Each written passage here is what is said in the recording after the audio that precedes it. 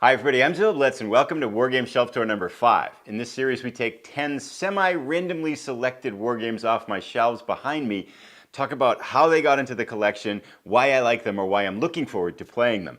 Let's jump right in and get started.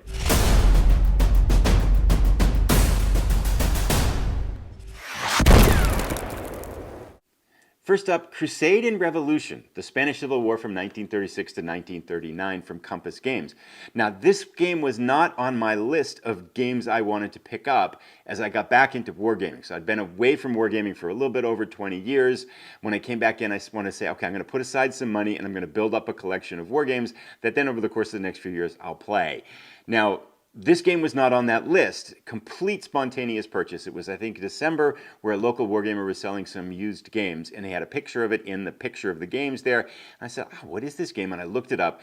Fantastic reviews on Board Game Geek. I mean, it's like 8.6 rating with everybody raving about it, high production values, and an area of history that I confess I don't know that much about. Pretty much all of my understanding of the Spanish Civil War now comes from playing the about to be released Resist game, and that's more thematic than it is historical. So I'm looking forward to digging into this one. This is a game I've got on the list for to play in the summer, both learn about the Spanish Civil War, and it sounds like it's a fantastic game. It is a big, hefty box as well. So excited to play this one and very surprised to stumble onto it. It looks like kind of one of those hidden gems in wargaming that not a ton of people know about, but has just amazing production values and quality of play. So excited for this one. Next up, No Retreat, the North African Front. Now, I am a huge fan of No Retreat, the Russian Front. I just think that game is one of the sharpest two-player games I've seen. I love the ebb and flow. I love how the minimalist design still captures a lot of the essential decisions, tons of decisions in the game. So when I saw this one, I got this actually, I think at the same time I got Crusade and Revolution. It was a game that was being offered up used by a local wargamer at a reasonable price, and I thought, oh, perfect, I want to get this one because I think at this point it was out of stock. I know that it is currently in the P500 system for a 3rd edition. So that's something I want to think about. This is a 2nd edition version here.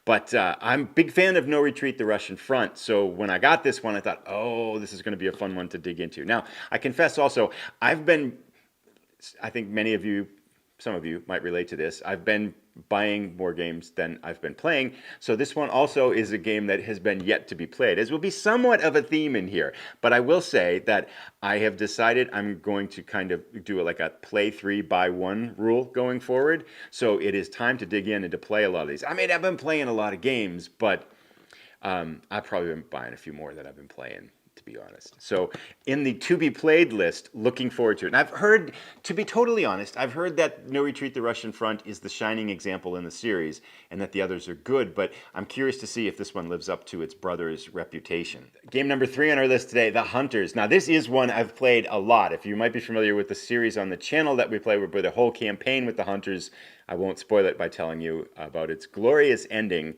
But this, of course, is one of the 4 games in the series from GMT Games. The Hunters, The Hunted, Beneath the Med, and then Silent Victory. This is the first one that I played. I've played this a lot over the past year. I think it's a fantastic game. Yes, it's a little bit on rails in terms of the experience, but in terms of its ability to evoke drama and create story. And I do think there's a greater sense of agency in this game that is often attributed to it. But I just think this game is fantastic. I mean, it's just fun, right? It's just you play through this career in the campaign. And I think the thing that they get right in this game that it's easy to miss when you design a game is the scope and scale is perfect, right? A mission takes 10, 15, 20 minutes, a half an hour if it's a long one. So you can play a campaign with one U-boat in a very reasonable amount of time. But if you like games that evoke stories, this is definitely a long way. So one of my favorite solitaire games, and it's a sticker in the collection. I think I got this one in the fall last year before it got sold out. And yeah, this one's staying on the shelves, and I'll go back to this one quite often. The Hunters from GMT Games.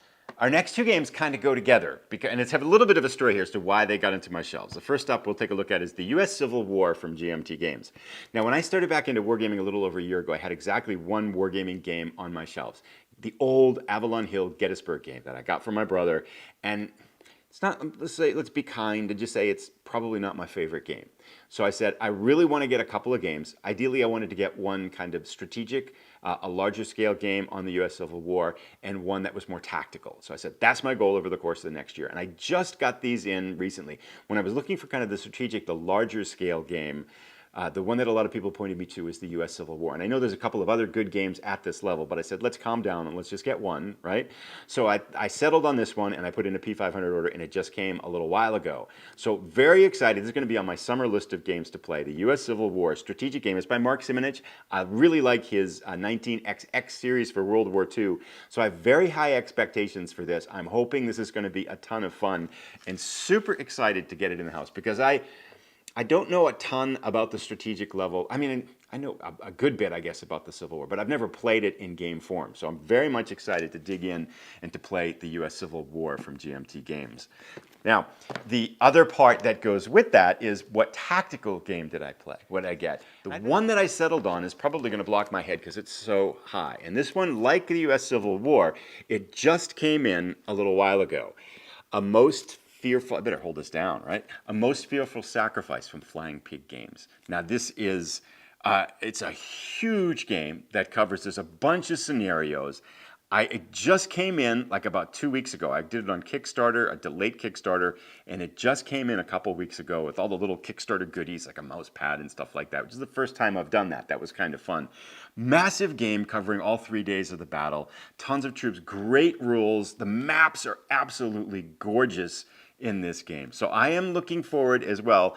So the U.S. Civil War for that strategic level, and then A Most Fearful Sacrifice for my first adventure into kind of a tactical Civil War individual battle type experience. So I'm hopeful that if I like this one, I'll want to expand off it and get some other games in this category. So if you have others that you like, I'd be very curious, because beyond The Most Fearful Sacrifice, I mean, I've seen some of the companies in some of the games, but I don't really know enough to distinguish among which other ones might be good tactical Civil War experiences. So I would appreciate if you've got tips and suggestions, of course, as always. But definitely looking forward to this one. I am extremely excited to kind of pair this up with the U.S. Civil War and get into both of these games as we get into the dog days of summer coming up in the next few months. A Most Fearful Sacrifice from Flying Pig Games. All right, let's go old school. I like to put in a couple of older games that have been sitting in the collection for a long time. This is, I'll give you a chance to think, maybe pause the video. This is the very first war game that I ever got. This was a gift from my brother. And some of you might be familiar with it. A lot of people have heard of it. Midway from Avalon Hill. Now, if you look at this box, it's got like tape on it and stuff like that. It's seen its day, right? It's been through a lot of adventures. I will also say this is the first war game that I got, and for the longest time, this was the only one that I had. And it was very fortunate at that time to have a bunch of people that I could play this with. I probably have played this like 40 or 50 times. I mean, I just loved it. And it was actually, I found one of the old Avalon Hill General magazines that had the Battle of Leyte Gulf expansion into it, where you got just tons of ships and planes. And so I got that, and that one's in here too. I mean, the components are all beat up. Everything's kind of worn out. I haven't played it since getting back into war games because it really isn't a game that, it's not very soloable, right? It's just aircraft carrier warfare in World War II is a tough thing to capture in a solo environment. So all my time playing this was playing 2-player. I mean, at some point it'd be fun to play a 2-player game again with this one. I feel like just as a point of nostalgia though, I can't let this go. As beat up as the components in the box are, I mean, this was just flattened. I had to kind of tape it all together and to kind of hold it together and things like that. But yeah, I played through this one so many times, I literally wore it out. I just love that whole tension and drama of trying to figure out where the enemy fleets are and the enemy carriers are and who's going to strike first. And if you can strike, can you get through and hit the carriers and stuff like that. This brings back really good memories. I mean, this is the game. Had this game not been very good, I'm not sure I would have continued on with wargaming, but I just felt like this, captured up the best parts of wargaming for me at that time, which was I wanted to explore history and I wanted to live history. And I think wargaming allows you to do that in a way that movies and books and conversations just don't do. They just allow you to dig in and be there and to capture that. I think the thing that this game did well, and it'd be funny to come back to it now I'm kind of going off on a tangent, I realize, but it'd be funny to come back to it now after not playing it for so many years to see if it still captures that sense of emotion. But the thing that I thought this game did really well, and one of the reasons why I like historical wargaming, historical gaming in general, is that not only does it give you that historical sense, but I think a good war game gives you that emotional feel.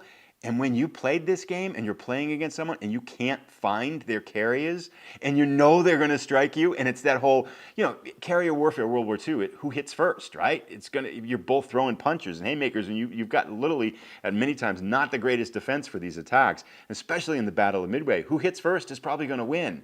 And you're desperately searching for the enemy, and that tension that you could just feel playing against another person. And when you get hit first, you're like, oh no, and you just know you lost. And then when it's the other way, you feel great. I think that was that emotional charge that this game brought when I first played it that I really think just hooked me and it said, I love this stuff. So yeah, a little bit of trip down memory lane, but Midway from Avalon Hill, the very first game that I ever owned. In that same category, a little bit old school too, although this one, I'm going to bring this one up. I was kind of poking through my old box of SPI games here. The Fast Carriers, Air Operations from 1941 to 1977. Now, I'm not sure I'll ever play this game again. I might actually move this one onto like eBay or move it on or sell it away used or something like that.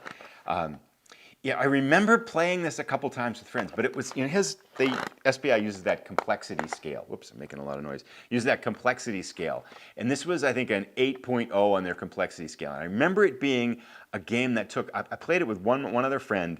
It took us a long time to figure out.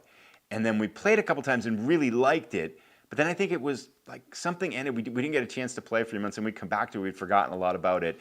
And it never quite captured, especially in the way that Midway did, it never quite captured me. But I do remember thinking like, wow, this is a really cool game with a lot of stuff going. I just don't think I ever quite gave it the time that it needed. It would be a game that would be fun to kind of revisit and go back to a little bit. I just wonder how it would play now, give it the sense of history and scope of history here too. And like this one again was, I think I got a box of SPI games at one point a long time ago at like a yard sale, and I think that's where this one came up. The components are all there, and the counters are all there. A lot of counters. I think it's like 800 counters in the thing. It's a pretty big game covering, aircraft carrier combat from a 3-decade span there, 57, 69. So yes, three decades of it. So I think a very ambitious game that I'm going to say it's probably a lot better than I remember it being. I'm not sure I quite ever gave it a fair shot. This is one I got quite a while ago when I was looking for. I think one of the thoughts I had was I want to get the best solitaire war games out there because right now kind of getting back into, I'm still looking for a lot of two-player opponents, getting into the two-player and multiplayer games a little bit more now. But over the course of the pandemic in the past year, that wasn't always possible to do very easily. And so I wanted to pick up some of the best solitaire games. So this was one game that kept coming to the top of everybody's list as being one of their favorite solitaire games. And of course, I'm talking about RAF, the Battle of Britain, 1940 from Decision Games. And I think it's been out of print for a while. I did find a good copy online somewhere that someone was selling one, so I picked it up. It's still in a shrink wrap.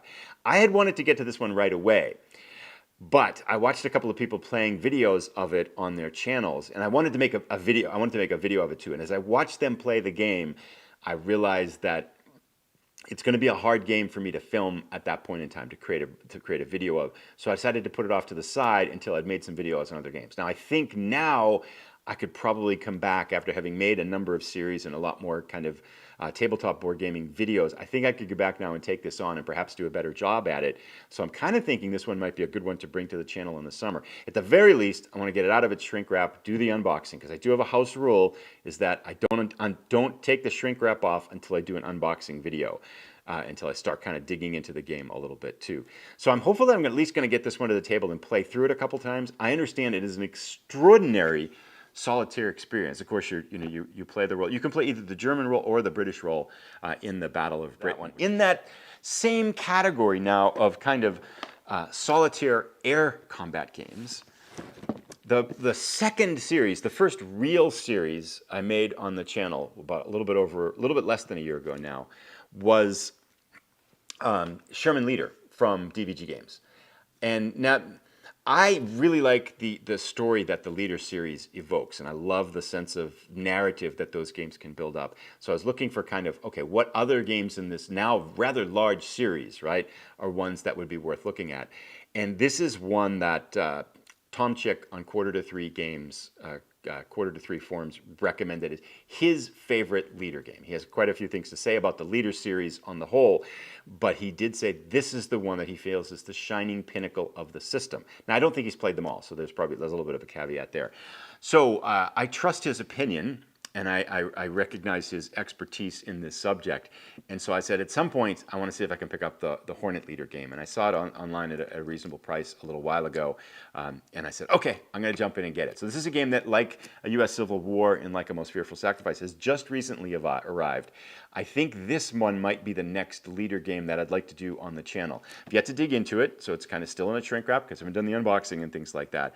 But I have heard extraordinary things about this being perhaps what some people might. And let me know what you think. If you've played some of the Leader games, which one is your favorite Leader series? Because there's a lot now, right? Tiger Leader, Sherman Leader, Hornet Leader, Corsair Leader, Zero Leader, U-Boat Leader. There's a bunch, right? And that's probably half of them. I probably missed Thunderbolt Apache Leader. I could go on and make this like a 40-minute video probably. But I'm curious to hear if you've played some of the other ones. Which ones do you like? I did like Sherman Leader. I don't think it's and this isn't review time, I don't think it's a perfect game, and there's a couple things that I think could be improved with the game. But in terms of the tension and sense of drama that it creates, and I think there's a lot more tactical agency in that game and strategic agency in that game than people sometimes give it credit for. I really like the Leader series, and I'm not shy to say it. I like the series. They're fun. They're a game more than a historical series. But I am very much looking forward to a Hornet Leader to get up in the air with the Leader series in a game that comes highly recommended. Last one. We've gone through 10 games already and frittered away another 20 minutes talking about games on the shelves behind me. Our last game of the day, I think, is very timely because of a number of reasons. Almoravid. Now, you'll notice this one is out of its shrink wrap. This is another game that's newly released from GMT Games.